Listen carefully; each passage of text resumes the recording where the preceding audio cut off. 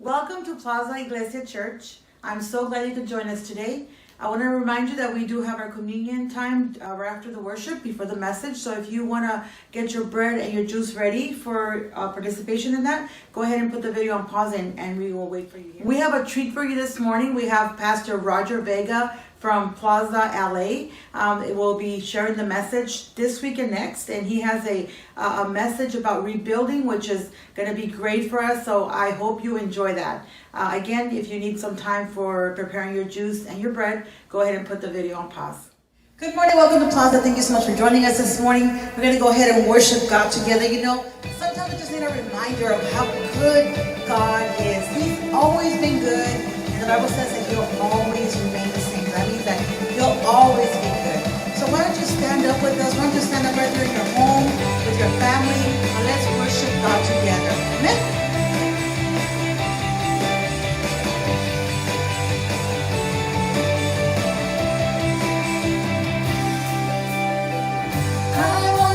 Shout it out from every mountain top. Your goodness knows no bounds. Your goodness never stops. Your mercy follows me. Your kindness fills my life. Your love amazes me. And I'll sing because you are good, and I'll dance because you are good, and I'll shout because you are good. You are good to me. Yes, Lord, we're going to sing to you and glorify your name because you are good above all things, Lord. You are good. Let's sing together. Nothing and no one comes anywhere close to you. The earth and oceans deep only reflect its truth. And in my darkest night, you shine as bright as day. Your love amazes me. Come on, church. And I'll sing because you are good, and I'll dance because you are good, and I'll shout because you are good. You are good to me. Yes, I'll sing because you are good, and I'll dance because you are good, and I'll shout because you are good. You are good to me. And with a cry of praise, my heart will proclaim, you are good. You are good. When the sun or rain, my life celebrates. You are good. You are good. Come on, sing it. With a cry of praise, my heart will proclaim, you are good. Say it. You are good. In the sun or rain, my life celebrates. Come on. You are good. Shout it out. You are good. And I'll sing because you are good, and I'll dance because you are good, and I'll shout because you are good. You are good to me.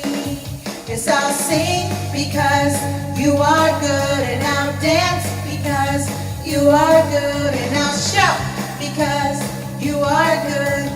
You are good to me. Oh, I'll sing because you are good, and I'll dance because you are good, and I'll shout because you are good. You are good to me.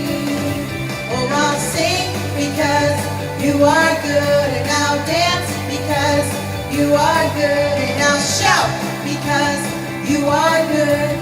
You are good to me. Give God the glory this morning. Give Him glory this morning, right there where you are.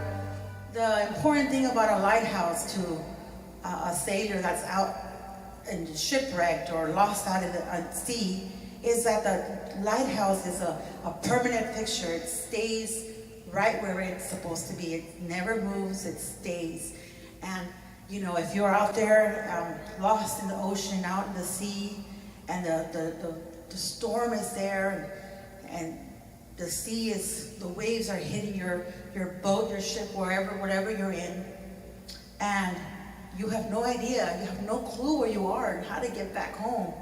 When you see that light in the distance, that's that lighthouse. And you know, when you see that lighthouse, you know that you can get to shore safely. Friends, Jesus is our lighthouse. If we focus on him, we can get through this storm. And he promises that he'll get us safely to shore. So let's sing this song. In my wrestling and in my doubts, in my failures, you won't walk out. Your great love will lead me through. You are the peace in my troubled sea. Whoa, you are the peace in my troubled sea. Come on, church. Come on, let's sing it. In the silence, you won't let go. In the questions, your truth will hold. Your great love will lead me through. You are the peace in my troubled sea. Whoa, you are the peace in my troubled sea. My lighthouse, shining in the darkness, I will follow you. My lighthouse, I will trust the promise. You will carry me safe to shore, safe to shore, safe to shore, safe to shore.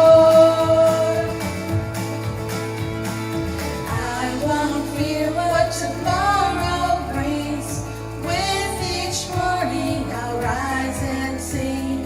My God's love will lead me through. You are the peace in my troubled sea. Oh, you are the peace in my troubled sea. Come on, everybody. My lighthouse, shining in the darkness, I will follow you. My lighthouse, I will trust the promise. You will carry me safe to shore, safe to shore, safe to shore, safe to shore. Fire before us, you're the brightest. You will lead us through the storm.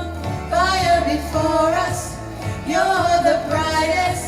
You will lead us through the storm. Fire before us, you're the brightest.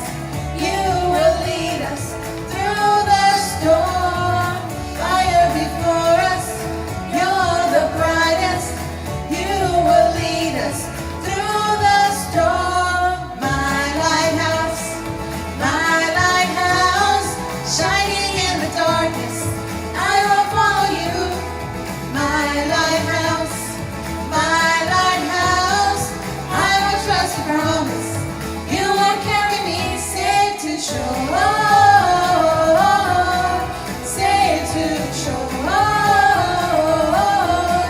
safe to shore, safe to shore. Despite all the things that we're going through right now as a church, as a city, as a nation, we still have so many things to be thankful for.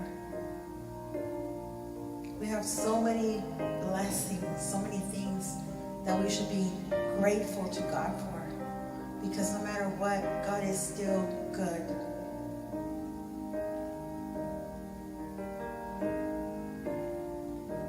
Bless the Lord, oh my soul. Oh,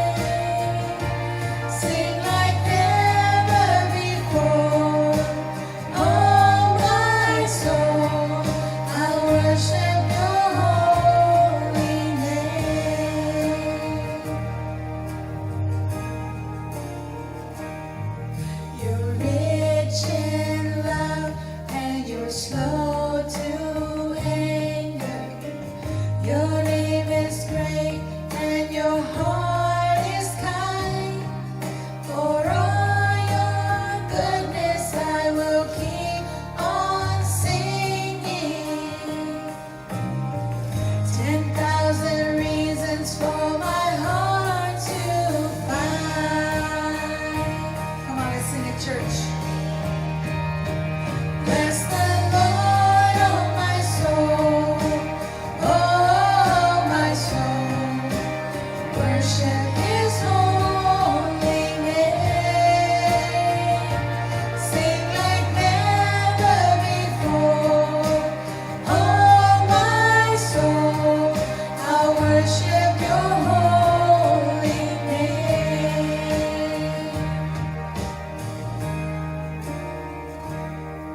And on that day when my strength is failing, the end draws near and my time has come. Still my soul will sing Your praise unending. 10,000 years and then forevermore. Come on, bless the Lord. Bless the Lord, oh my soul, oh my soul. Worship His holy name. Sing like never before. Oh my soul, I'll worship Your holy name. Says the Lord, oh my soul, oh my soul.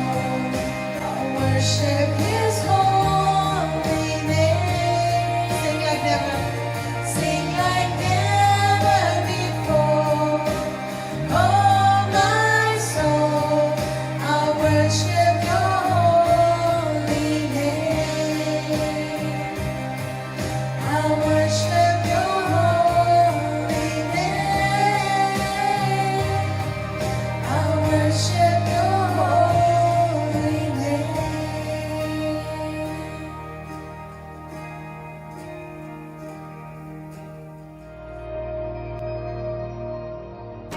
It's there in the newborn cry, there in the light of every sunrise, there in the shadows of this life, Your great grace. It's there on the mountain top, there in the everyday and the mundane,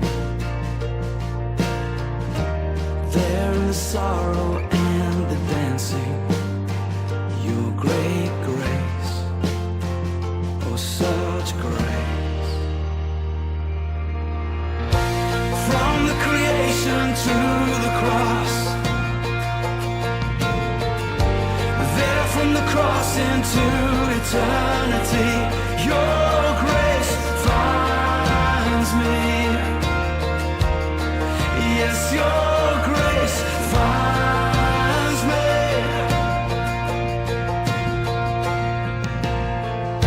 It's there on the wedding day, there in the weeping by the graveside, there in the very breath we breathe, Your great grace. The same for the rich and poor, the same for the saint and for the sinner.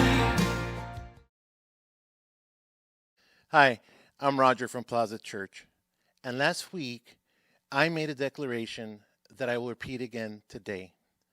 All people will face moments that test their faith, their love, and their hope. You and I are living through some of the most unexpected and challenging times in our nation's history. We hear the difficult news about all that is going on in other nations, yet you and I must hold on to hope in God. We must make a decision to believe that together, with God's help, we will make it through this difficult storm. And here's the lesson that I want you to take to heart today. With God's help, we will rebuild. Jeremiah 30:17 says, I will give you back your health and heal your wounds, says the Lord. We will rebuild our family security and well-being. We will rebuild financially. We will rebuild all that for now seems to have been destroyed. But the question is, how can we rebuild our lives after everything has gone wrong? In the Bible, the book of Nehemiah speaks about the struggles of a people to rebuild their city, which laid in ruins. The same can be true in our lives. When everything is ruined, we must rebuild. You might be asking, isn't it premature to start talking about rebuilding? It's not over yet. The only way to get through hell is you have to believe that you will make it through to the other side and that what awaits you on the other side is good. You must not stop while you're going through hell, paralyzed by fear or anxiety. The Bible details a time when God's people were taken into slavery by a foreign superpower. After some time, the people were allowed to return from captivity to rebuild their nation. Upon their return, they found destroyed cities without strength and without protection. Ruins in the place where they once saw glory. Brokenness in the place where they once saw strength. And those people, paralyzed by what they saw, did not rebuild the city. Now here's something to think about. God works with and he works through those who are willing to partner with him in faith. The people who initially returned had failed to rebuild Jerusalem. Therefore, God raised a man named Nehemiah who would lead the people to rebuild. And these are his words in Nehemiah chapter 2, verses 17 and 18. Then I said to them, you see the trouble we are in. Jerusalem lies in ruins, and its gates have been burned with fire. Come, let us rebuild the wall of Jerusalem, and we will no longer be in disgrace. I also told them about the gracious hand of my God on me, and what the king had said to me.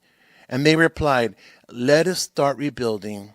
So they began this good work. Nehemiah drew attention to what they were willing to ignore, that they had settled for ruins. He said, do you see the trouble we're in? We are in ruins. He said, we have a problem and we must pull together to fix it. Rebuilding was a challenging task. We may find ourselves on the other side of this storm, tasked with rebuilding what is currently being eroded. You and I must decide right now that with God's help, we will overcome. Now, rebuilding where there has been destruction is difficult. There is a physical job of clearing debris and disposing of it so that you can get to work. You cannot build where there still are ruins. And then there's the emotional component. You have to declutter emotionally and spiritually. And you and I have to work through the emotional barriers and stumbling blocks. In other words, we must get in the right state of spirit and mind. Now today, I want to start a new study with you that we will see over a few weeks. These are the steps to rebuilding our lives after everything has gone wrong. The first thing that you and I must do is we must let go of our grief. We have to release our grief. Psalm 18, verses 4 through 6 say, the flood of destruction swept over me. The grave wrapped its rope around me. Death itself stared me in the face. But in my distress, I cried out to the Lord, and I prayed to my God for help. The psalmist draws a contrast between where he was and what he did. He said, in my despair, I called out to the Lord. The first step is to release our grief. Grieving is natural after we have suffered a loss. God has built us with this mechanism for dealing with loss. Grief can come as a result of losing people, losing our health, losing our relationship, financial loss, or simply losing anything we hold as dear. If we are to heal from our loss, we must release our emotions and purge ourselves of the hurt in our lives. The lesson is this: we must be willing to let go of our past in order to move towards healing. God is here to help us heal. And in Psalm 62:8, the Bible says, "Pour out your heart to him, for God is our refuge." Now think about this. Much of what you and I are grieving over right now is not permanent. Only death is permanent. Hear me clearly. What you and I grieve over is the potential loss of something that is not permanent. Grief, however, can be destructive if we don't allow the healing process to take place. Here's what you and I must do. We must take our hurts and our brokenness to Jesus. Now, Matthew 11:28-30 say, "Come to me, all of you who are weary and carry heavy burdens, and I will give you rest. Take my yoke upon you. Let me teach you, because I am humble and gentle at heart, and you will find rest for your souls. For my yoke is easy to bear, and the burden I give you is light." God is saying to us, you feel as if you have no place to go, come to me. You feel as though you can't carry what is burdening you, give me what is hurting you, and I will give you rest and healing. Understand this: God cannot heal what you and I refuse to give to him. Simply said, we must let it go from our lives and let it go into God's hands. Now, the second step we're going to cover today is this: we must refuse to become bitter. The question is, what happens when we don't allow ourselves to heal from loss? We become bitter. Hebrews 12:14-15 say, "Make every effort to live in peace with all men and to be holy. Without holiness, no one will see the Lord. See to it that no one misses the grace of God, and that no bitter root grows up to cause trouble and defile many." Now, the Bible instructs us to make every effort to live in peace with people and with God. We also need to make peace with what is beyond our control. We must refuse to allow the destruction of our emotional well-being by loss. Now, the second lesson I want you to look at today is this: bitterness is the result of not processing or purging our hurt. Now, Psalm 32 says, "When I kept silent, my bones wasted away through my groaning all day long. For day and night your hand was heavy on me. My strength was sapped as in the heat of summer. Then I acknowledged my sin to you and did not cover up my iniquity. I said, I will confess my transgressions to the Lord, and you forgave the guilt of my sin."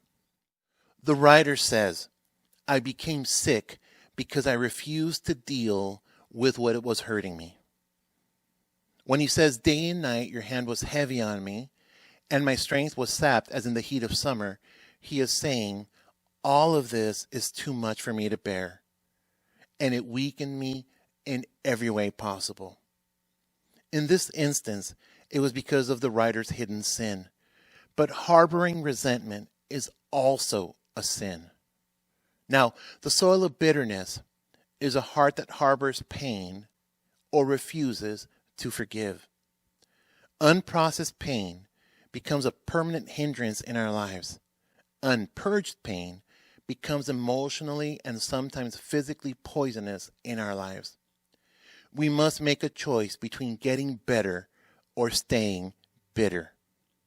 The Bible says that we are to be vigilant of our emotions, That means that you and I can manage what we feel. Proverbs 4:23 says, "Keep your heart with all diligence, for out of it flow the issues of life." You and I must take responsibility, standing guard over our hearts and our emotions. Some people think if you feel it, it must be natural or it must be right. Something can feel right and be very wrong. Now, I want you to think about this. Not everything we feel comes from God. Not every thought we have is the right thought. You and I must guard our heart against bitterness and resentment. We must process what we feel, and we must give it to the Lord. Now, we will continue our study next week. For today, I want to leave you with this promise from God's Word and a closing prayer. Psalm 71 says, "You have allowed me to suffer much hardship, but you will restore me to life again and lift me up from the depths of the earth. You will restore me to even greater honor and comfort me once again." Let us close our eyes and bow our heads in prayer. Dear Father, there are so many out there right now that are hurting, so many that are fearful, so many wonder what tomorrow holds, how they will make it through this storm. Lord, I believe that you are a God who is faithful. You will walk with us through the desert. You will walk with us through the fire. You will protect us from being flooded over, from being injured. I believe that you are a faithful God, a God who stands with all those who honor him. So this morning and this day, we pray your forgiveness over our sins. We pray forgiveness for all that we have done wrong, for every offense in our thoughts and in our words and in our deeds. We ask your forgiveness. And we pray healing over those who are sick all around the world right now. We pray for restoration of our country, of our city, of our state. We pray your best over our country. We pray your comfort over all those who are hurting. And we pray your healing, both emotional and physical. We thank you in the name of Jesus. Amen. Amen. God bless you, and we'll see you again next week. Savior of my soul, lover of my life, I love you endlessly, passion of my heart, everything you are, I love you endlessly. You love